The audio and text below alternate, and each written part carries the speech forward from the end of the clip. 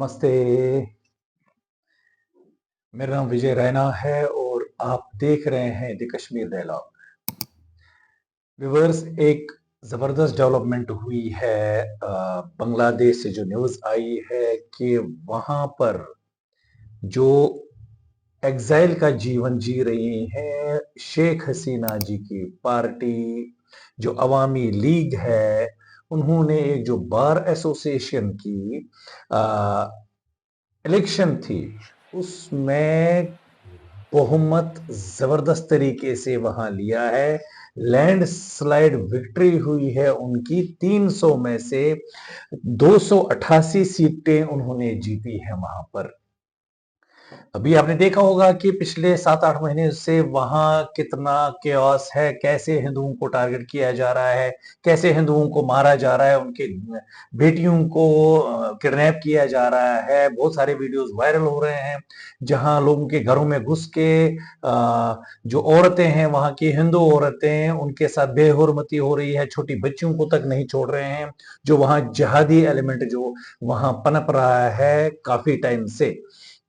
तो आज का जो ये रिजल्ट आया है, ये तो एक किस्म से एक इंडिकेशन ऐसा हो रहा है कि कहीं ना कहीं जो एक डीप स्टेट है उसने ये जो है शेख हसीना के साथ ये खेला किया था। उन्होंने इनको मजबूर कर दिया था ढाका से भागने के लिए, और हिंदुस्तान में उन्होंने शरण ली। और इससे बहुत सारी ये बातें निकल के आ रही हैं कि अगर ये 6 महीने 7 महीने के अंदर ही इलेक्शन हो रहा है और शेख हसीना भारी बहुमत से, मतलब 288 300 में से जो अवामी लीग है और जो उनके कोलिजन पार्टनर्स है उनने जीती है।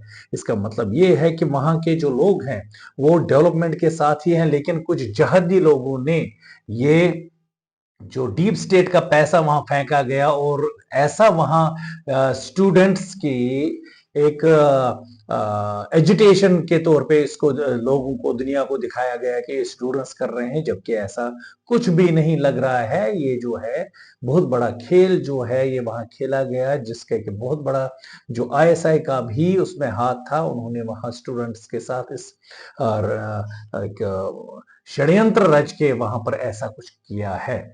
लेकिन घबराने की कोई बात नहीं है दोस्तों। आपको जैसा पता है कि मोदी जी सब ठीक करने वाले हैं। मोदी जी के हाथ में बांग्लादेश की कमांड है।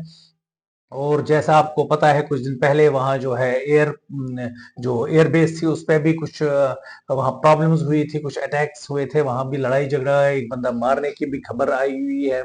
और ऐसा ही अभी ये सुनने में आया है कि यूनिस सरकार भी फेल होती जा रही है और वहां फिर से एजिटेशन शुरू हुई है। और साथ ही जो वहां के आर्मी के चीफ हैं उन्होंने भी कूप का अब सलाह दिया हुआ है कि अगर कुछ दिनों में, वो 7 महीने से वो बोल रहे हैं कि मैं देख रहा हूं कि किसी तरीके से हालात ठीक नहीं हो रहे हैं, तो आर्मी जल्दी से जल्दी यूनुस को भी तख्ता पलट करके वो अपने कंट्रोल में लेने जा रहे हैं। ऐसा न्यूज़ें वहां से आ रही हैं। तो हमें भी पूरा यकीन है कि मोदी जी भी जो 1971 में पाकिस्तान के दो टुकड़े हुए थे और बांग्लादेश का निर्माण किया था भारत ने, उसी तरह से, लेकिन वहां की जो जनता है, वहां के जो वो लोग थे जिनको इस्कॉन ने खिलाया पिलाया, हिंदू ने उनको पूरी मदद की, हिंदुस्तान ने पूरी मदद की हर तरफ से, लेकिन वो हमेशा जो कहते हैं ना कि हमेशा भारत के खिलाफ ही उनकी हमेशा वो जहर भरा हुआ है, कहीं ना कूट कूट के। और नमक हराम निकले जो वो बांग्लादेशी ऐसे लोग थे। तो हमें पूरा यकीन है कि जो हमारे प्रधानमंत्री हैं भारत के, मोदी जी, अच्छी तरह से उसको संभालने जा रहे होंगे। कुछ ना कुछ उन्होंने प्लान किया भी होगा।